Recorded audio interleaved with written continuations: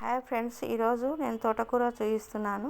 ఈ తోటకూరను బాగా కడిగి బాగా కట్ చేసుకొని పెట్టుకోవాలి. ఉల్లిపాయలు, పచ్చిమిరపకాయలు, అల్లం వెల్లిపాయ పేస్టు, నువ్వులు, కొబ్బరి, ధనియాల పొడి, జీలకర్ర, వెల్లిపాయలు, పెప్పర్,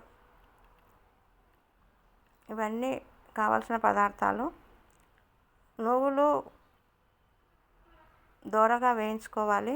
ఈ దోరగా వేయించుకొని ఈ నువ్వులు, కొబ్బరిను గ్రైండ్ చేసుకొని పెట్టుకోవాలి.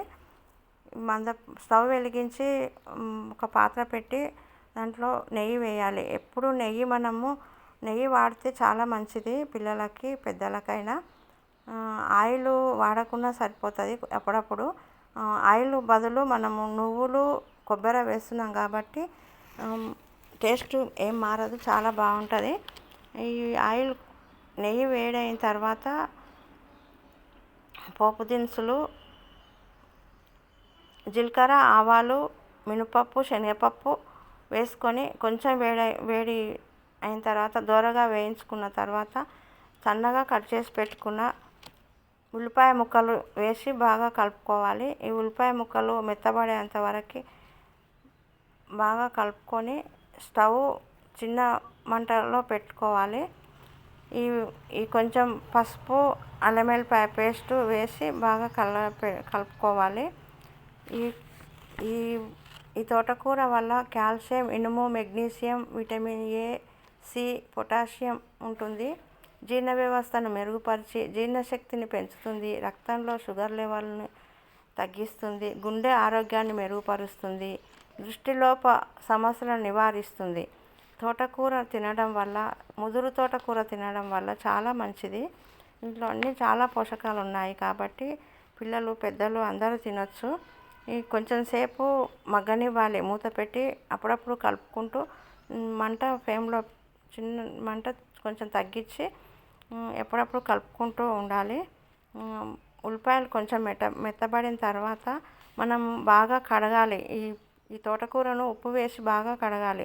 లేకుంటే మట్టి ఉంటుంది కాబట్టి తింటుంటే రాళ్ళు వస్తాయి, చిన్న చిన్న మట్టి వస్తాయి కాబట్టి బాగా కడగాలి. 2-3 సార్లు కడగాలి తోటకూరను.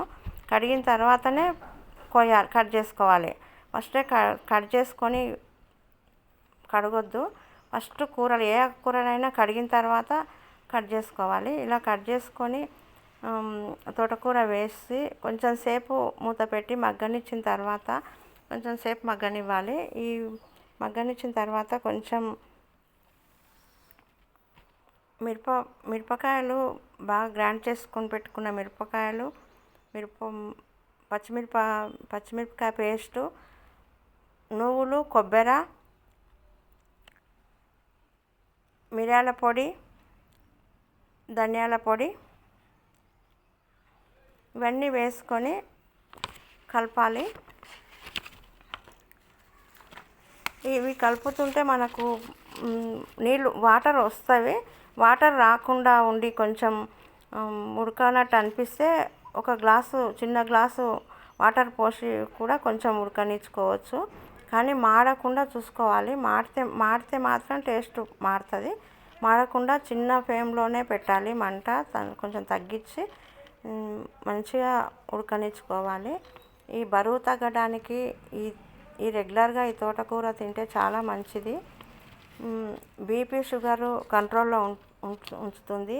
ఈ లాస్ట్ దించే ముందలో ఎల్లిపాయలు, జీలకర్ర దంచి వేసుకోవాలి. వెల్లిపాయలు కూడా బీపీ కంట్రోల్లో ఉంచుతుంది కాబట్టి ఇది దంచి వేసుకొని కొంచెం సేపు ఉంచి తీసుకోవాలి. ఈ తోటకూర అయినట్టు ఈ తోటకూర కర్రీ చాలా మంచిది కాబట్టి ఎప్పుడెప్పుడు చేసుకుంటూ ఉండాలి. ఈ తోటకూర ఒక సర్వింగ్ బౌల్లో తీసుకొని సర్వ్ చేసుకోవాలి. ఈ తోటకూర చాలా మంచిది కాబట్టి పిల్లలైనా పెద్దలైనా ఎవరైనా తినొచ్చు.